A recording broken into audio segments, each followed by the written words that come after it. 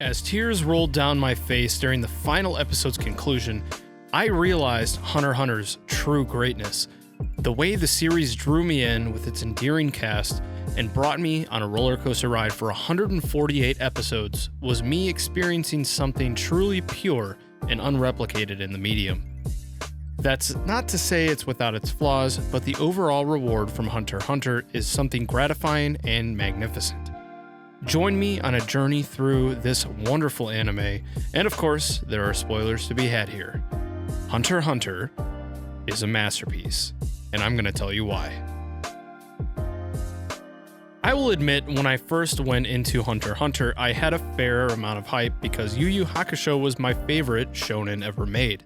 I just loved the constant growth Yusuke underwent during the franchise's 100 plus episodes. The similarities in writing from Togashi are clearly present, but they do nothing to detract from the uniqueness Hunter x Hunter possesses.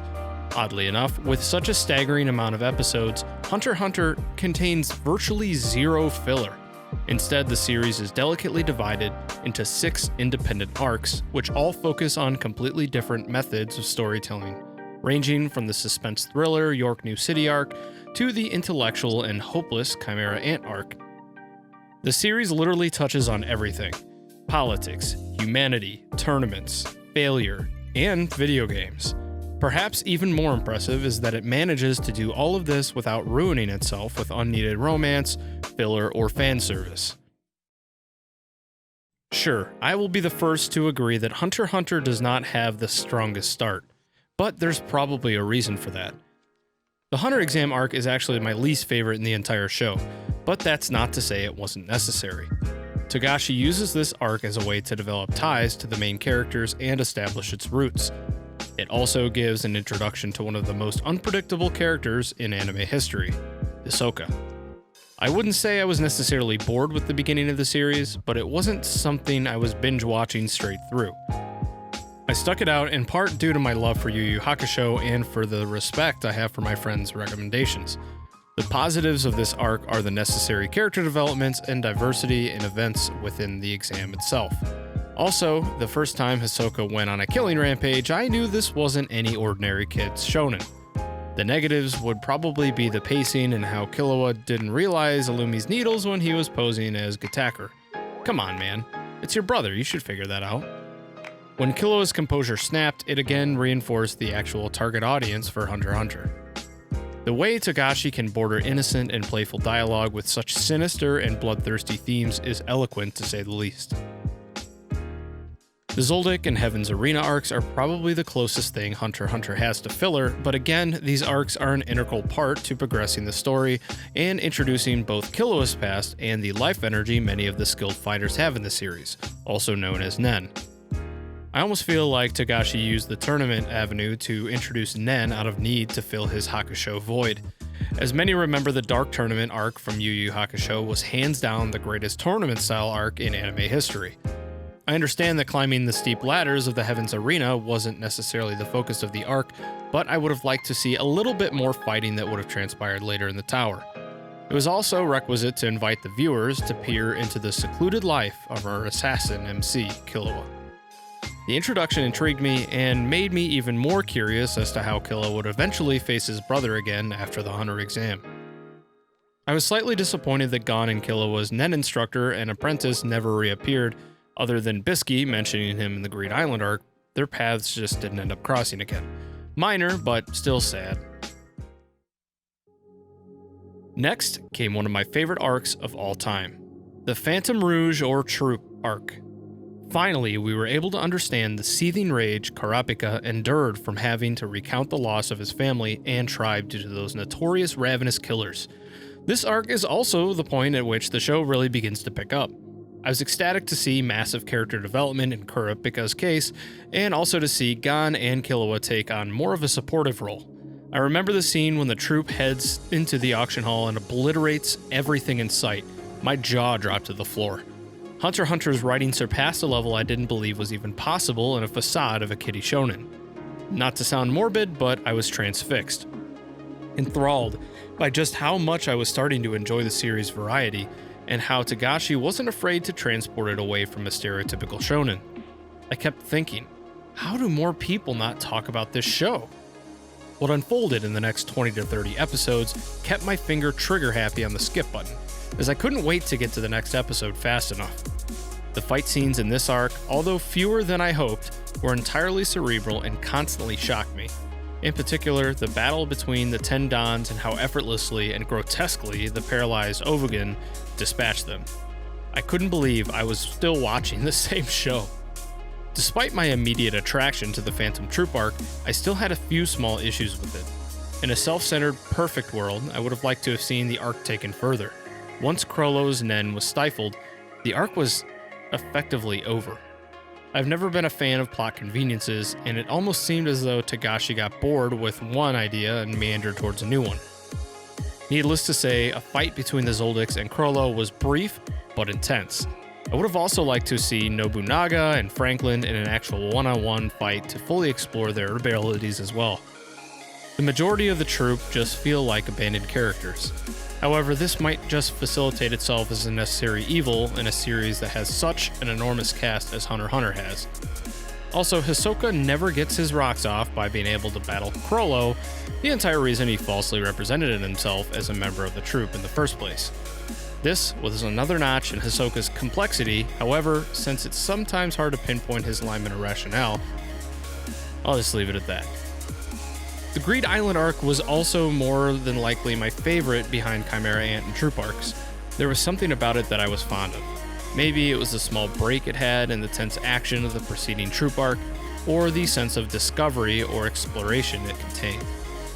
As an avid gamer, I appreciated the subtle nods it contained in the MMO world, and this added yet another notch in Hunter x Hunter's belt of variety. I quite enjoyed the introduction of Bisky, although her true ability and past is not fully explored. I believe she saw a part of herself in Gon and Killua, and took it upon herself to provide them with the highest quality training she could in such a short amount of time. I did have an issue with the villain of the arc, the Bomber. Not only is he improperly developed, but I kind of found it hard to believe he was as strong as Togashi alluded to. And if that was the case, couldn't Bisky have disposed of him with ease? At any rate, the Greed Island arc was a nice break from the intensity of the previous arc, and a qualified precursor to the series' longest arc. The Chimera Ant arc. This is where things get serious. The greatness of this arc is constantly debated among Hunter x Hunter fans. On one hand, it explores humanity, self-identification, and features some of the most cerebral battles of any anime I've come across. On the other, there are some severe pacing issues and blatant disregard for some major role-playing characters. I personally enjoyed the arc, but I threw caution to the wind when it came to criticizing it. In retrospect, I can understand the issue many people have with it. After some research, I discovered that some of the odd pacing developed because Madhouse was waiting with bated breath for their best animators for future episodes. This left a few episodes when the heroes invaded the Ant King stronghold narration heavy and kinda boring. It certainly had the DBZ effect for a while, and I was left a little bit confused. I also find it hard to believe that Hisoka didn't make his presence known upon the Ant King displaying his immense power. Since Hisoka was so fixed on fighting the strongest person he could lay his eyes on, I was sure he'd emerge in this arc at some point. Despite the few negatives I have with it, the Chimera Ant arc is nothing short of spectacular. The amount of themes explored is staggering. Sure, most anime probably would have taken the safe route and made Meruem some sort of bloodthirsty tyrant with zero regard to humanity, but the introduction of Komugi certainly turned the arc upside down and changed Meruem's view of humans entirely. The way the inner monologues were written during his Gunji battles was inspiring and really refreshing. I was certain the king would end up vanquishing everything in sight, but he saw more than just brute strength as a display of power. Man, Togashi did not disappoint again. Killua's transformation after Kite perished was also very uplifting. As my favorite character in the series, it was exciting to see him break away from his brother's burden and play such an integral role in saving the human race. Lastly, Gon's transformation, although some would be quick to criticize its convenience effect, I thought was really well constructed. The effects his brief, immense power had on his body were believable and warranted. It also reinforced the type of person and Nen user Gon was in the first place. The last arc, although slightly rushed, added a nice bow to the magnificent anime.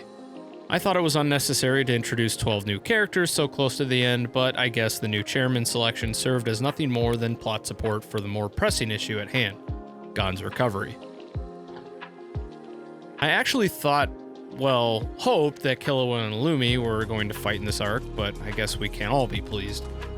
Leorio's reappearance was refreshing and reminded me of how I enjoyed him so much as a character. Most importantly, after Gon recovered, his father-son moment was everything I imagined it would be and more. Ging looked flustered but quickly adapted to talking to his son, who was so much like him. When the closing sequence played and Gon and Ging laughed and shared stories from atop the world tree, I actually bawled. I'm not ashamed to admit it. I had the same reaction when Yu Yu Hakusho concluded. Togashi really knows how to do an ending. When you devote so much time to something, it's sad but satisfying to see its conclusion. Given the staggering amount of characters that Hunter x Hunter contains, I'll try to focus on the ones I feel that are main. Gon, as a protagonist, initially worried me due to his immature nature and personality, and really blinding trust in others, but that's just the thing. That's Gon. As the series progressed, these qualities became part of his strengths, and his development and growth was made possible through his unparalleled tenacity and heart. Many people seem to have issues with his newfound power when he goes to fight Neferpitou, but this actually accurately illustrates the equivalent of making a deal with the devil. Gon had gone through so much in order to find out why his father left home to become a hunter, and while he never received an explicit answer, the journey leading up to meeting Ging made the answer irrelevant. In contrast, the feelings I have for Gon at the anime's conclusion couldn't be farther from my initial observations. Killua was my favorite character in the Hunter x Hunter franchise. His calm, somber demeanor is contrasted greatly by his murderous capabilities, the quintessential assassin. His rebellion from his family was strengthened by his unadulterated relationship with Gon. The two were essentially brothers, inseparable, and Gon helped Killua unearth emotions he previously felt weren't even present in his own body. His transformation was amazing to witness, and his quarreling relationship with his brother made the change that much more impressive. My favorite quote from Killua was, "If I ignore a friend I have the ability to help, wouldn't I be betraying him?" It really shows his growth as a character throughout the series. His inner monologues always made the show more enjoyable and really offered a perspective often omitted from most series out there. Leorio was a fan favorite and unfortunately missing from the show's biggest arc. His enthusiasm and vigor, although sometimes unnecessary, was a joy to watch. He's the token comedic character. Sometimes I wish he played a larger role in the overall story, but to each his own. From what I understand, he plays a much larger role in the manga and gets the screen time he deserves. Kurapika also initially rubbed me the wrong way, but steamrolled into the limelight during the Phantom Troop arc, reversing my opinion entirely. Again, he was another character completely left out of the later arcs, and I kind of find it hard to believe that he wasn't willing to help out Gon and Killua if the fate of mankind was really at stake. Instead, we were left with odd shots of him looking stressed out in front of multiple pairs of scarlet eyes. Hisoka was probably my second favorite character in the entire show, as he was clearly an atypical villain. You didn't always root against him, as part of me really wanted to see him go all out in a one-on-one against Chrollo. I guess we'll have to wait until years later when we finally adapt them. Sure, he gave almost kind of a pedo vibe off and often pissed off the wrong people, but it was refreshing to have an antagonist who had some sort of depth and wasn't one-dimensional. Not to mention he's crazy as shit. The music in Hunter x Hunter is uplifting, suspenseful, and mostly well-paced. There were a few instances of misplaced background music, but nothing major. It was irregular but refreshing to see the same OP throughout the entire anime. I can assuredly say that a year from now, when I hear this OP, I'll probably choke back tears of nostalgia from how powerful it was to me. The endings were also mostly additive, with the exception of the one in the Great Island arc. It really fit the mood of the arc, but I didn't care for it. I mostly preferred the first ending as well as the Chimera Ant arc ending due to the contrast it had to the subject matter within each episode. Perhaps the most enjoyable aspect of the sound was the voice acting in Hunter x Hunter. Every voice seemed to emulate the portrayed character perfectly, most importantly in Maria Ice as Killua, and Keiji Fujiwara as Leorio. Hisoka's voice actor also performed brilliantly and left an overall creepy aura over his persona. There were rarely awkward casted roles in Hunter x Hunter at all, which led to the credibility of the characters. In summation, I really enjoyed Hunter x Hunter for everything it was, whether it was for the endearing and complex characters or for the intellectual battles the respective characters consistently found themselves in. Mix that with the engrossing environments, real-life themes, and incredible voice acting and music, and you'll find yourself immersed in a shonen for the ages. Maybe I'm still drunk on the aftershocks of the series, but either way, it was truly a masterpiece. It really baffles me as to how relatively small the fan base is for Hunter x Hunter as opposed to something like One Piece or Naruto or DBZ, as it's clearly superior to most, if not all, long-running shonen out there, and it contains nearly every necessary element for success. Nor is there any filler. I mean, what more could an anime fan ask for? I only wish that if the franchise is rebooted in anime form, that Togashi exercises the same level of finesse he did with the series in the first place, as it is one that will remain one of my favorites for years to come. I plan on eventually watching the entire 1999 version, but I haven't quite gotten there yet. It's still a little bit fresh in my mind, but I can see that it is a nice version to watch, though the 2011 version is definitely preferable. What more is there to come from the series? Well, that really remains to be seen. Togashi is dealing a lot with mental health and seems to write about a chapter a month, if that.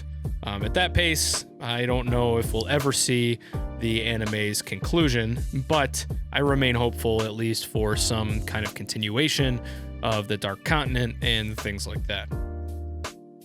Well, guys, we have completed the journey of Hunter x Hunter, and I will say it's not a perfect 10, but it's pretty dang close. Hunter x Hunter is about as good of a shonen as I could possibly have asked for, and definitely one of the longest anime that I've ever watched. Well, that's going to do it for me today, guys, on this episode of Honest Anime Reviews. If you liked the episode, please let me know down below what you thought about it. If you like the anime, if you don't like the anime, things like that. New reviews come up every Sunday, and I appreciate everybody who's checked it out so far.